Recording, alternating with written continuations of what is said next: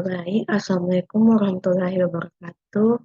Perkenalkan nama saya Nur Asika Sepia dengan NIM 21030550234 dari kelas D. Nah, di sini saya akan memberikan sedikit materi mengenai hipertensi dari salah satu jurnal yang berjudul Pengaruh Gaya Hidup dengan Kejadian Hipertensi yang ada di Indonesia.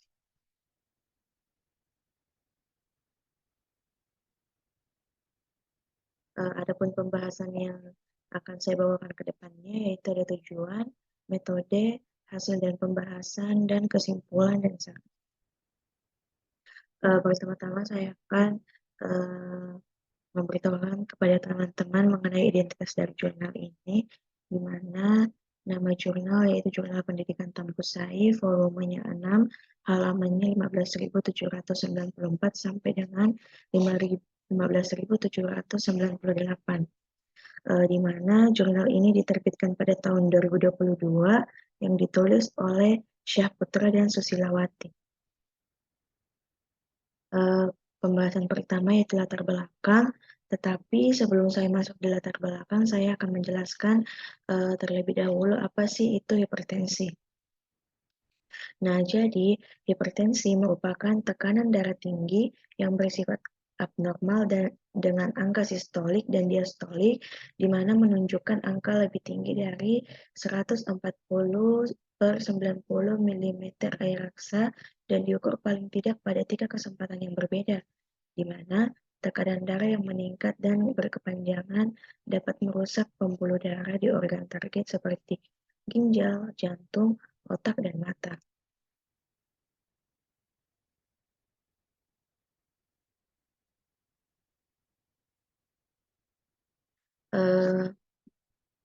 Sehingga hipertensi menjadi salah satu faktor utama sebagai penyebab kematian nomor 1 di dunia atau dikenal sebagai dengan silent killer.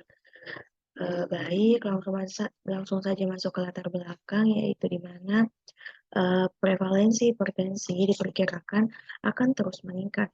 Angka kejadian hipertensi di Indonesia mencapai 31,72% menurut Kementerian Kesehatan Republik Indonesia pada tahun 2013. Kenaikan kasus hipertensi diperkirakan sebesar 80%, yaitu sekitar 639 juta kasus di tahun 2000 dan menjadi 1,15 miliar kasus di tahun 2025.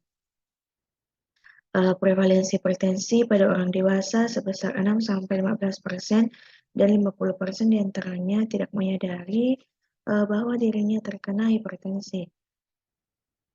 Kementerian Kesehatan Republik Indonesia pada tahun 2013 itu menyebutkan bahwa hipertensi merupakan penyebab kematian ketiga di Indonesia pada semua umur dengan proporsi kematian sebesar 6,83% prevalensi hipertensi. Kemudian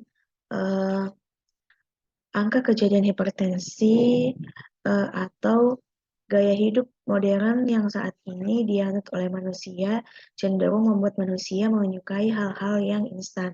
Akibatnya, seperti yang kita ketahui bahwa mereka cenderung malas beraktivitas fisik dan gemar untuk mengonsumsi makanan yang instan. Nah, pola makan merupakan perilaku paling penting yang dapat mempengaruhi keadaan gizi. Hal ini disebabkan karena kualitas dan kuantitas makanan dan minuman yang dikonsumsi akan sangat berpengaruh terhadap asupan gizi sehingga akan mempengaruhi kesehatan individu maupun masyarakat. Peningkatan jumlah penderita hipertensi ini diakibatkan juga oleh perubahan gaya hidup yang salah satunya itu karena faktor merokok.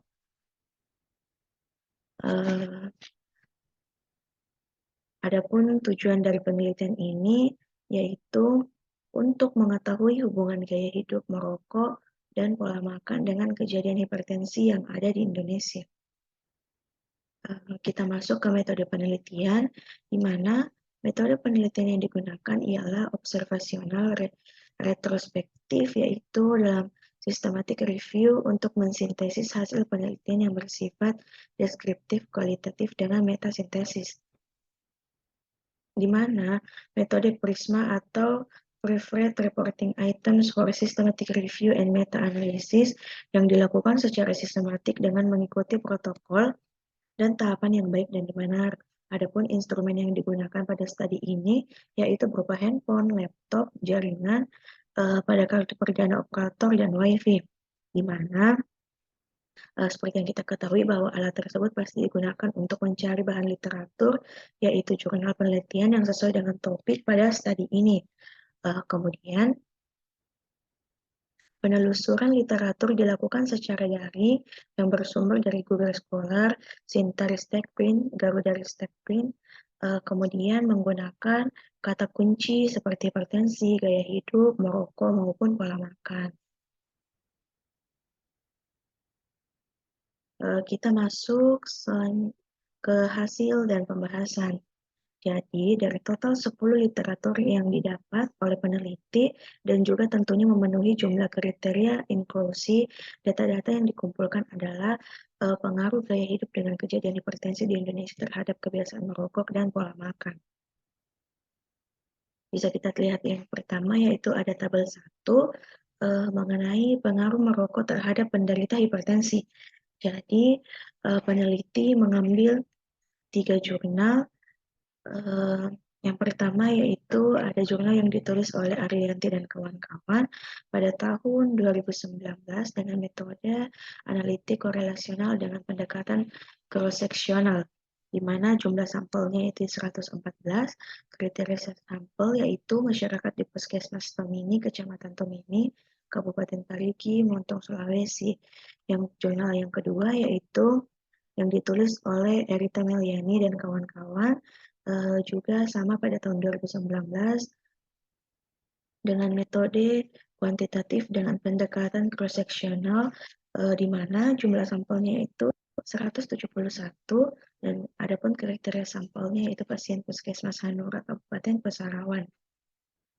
Adapun jurnal yang ketiga yaitu yang ditulis oleh Linda Miftahul Jana dan kawan-kawan pada tahun 2018 dengan metode deskriptif dengan pendekatan cross-seksional, di mana jumlah sampelnya yaitu 101 dan kriteria sampelnya itu pada masyarakat di Dusun Sendang Anyar dan Tambak Rame di Sabami Ayu, Kecamatan Baurono, Kabupaten Bojonegoro. Nah, bisa kita lihat bahwa berdasarkan dari hasil pengolahan data yang tadi, maka dapat dinyatakan bahwa diperoleh nilai yang signifikan antara pengaruh perilaku merokok terhadap hipertensi, di mana sebesar 0,001 yang artinya nilai p-value-nya kurang dari 0,05. Hal ini menunjukkan bahwa tentu saja terdapat pengaruh perilaku merokok terhadap hipertensi.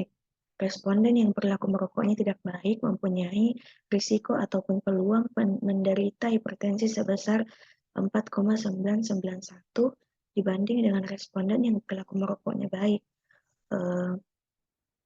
Kemudian, berdasarkan hasil pengolahan data, maka dapat dinyatakan bahwa diperoleh nilai yang signifikan antara pengaruh perilaku merokok terhadap hipertensi.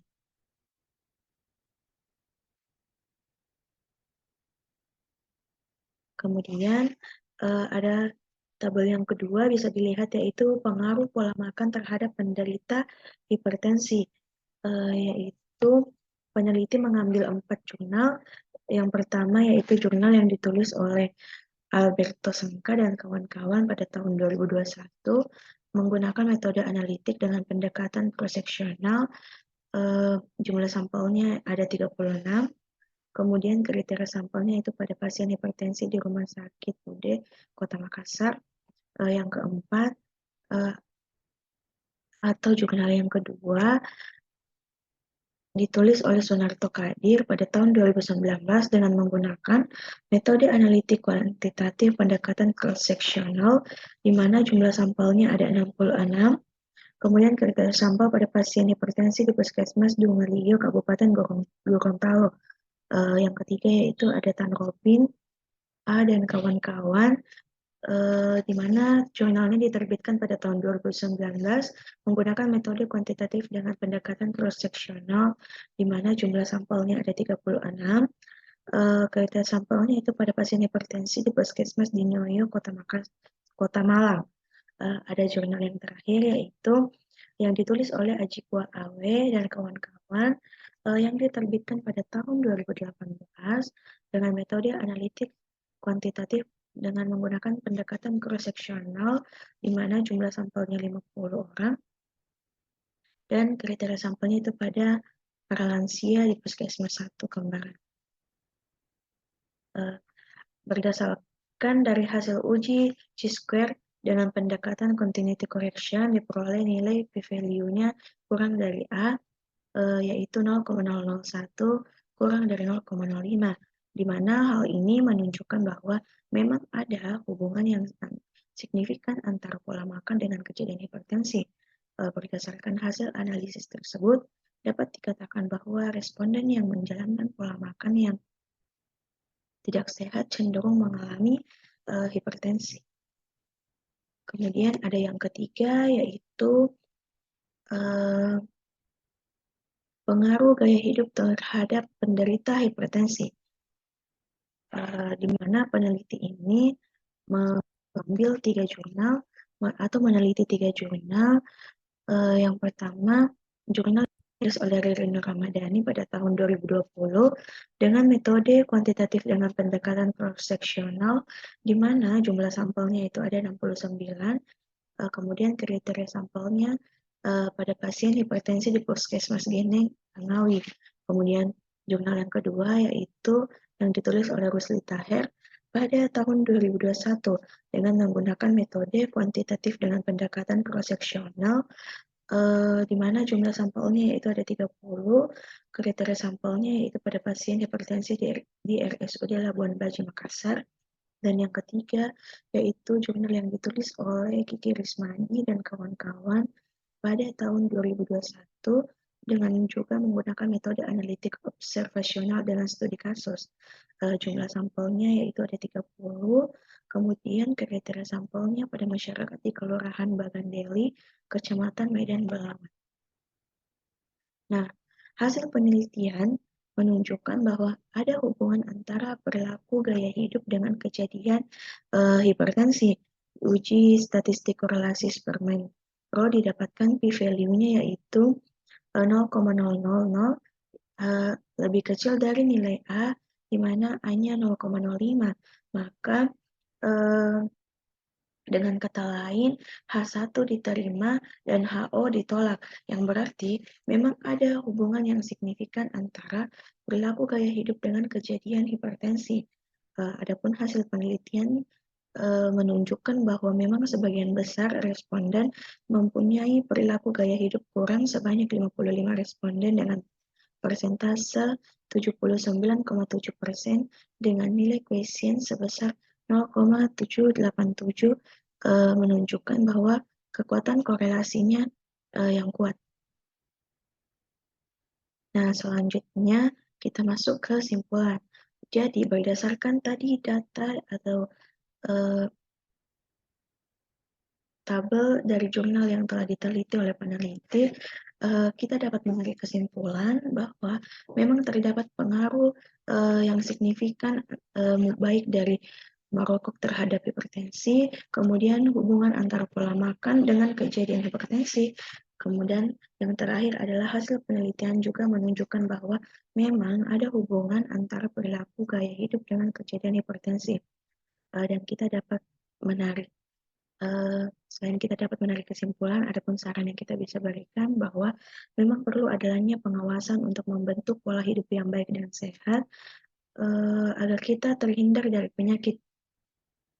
Mungkin kita bisa memulai dari diri kita sendiri sebelum menerapkan ke orang lain, dan Anda juga bisa membuatkan diri Anda seperti daftar ataupun agenda-agenda dan alasan memberikan diri Anda sebagai alasan untuk berhenti merokok maupun menjaga pola hidup dan perilaku gaya hidup yang sehat dan baik dan benar.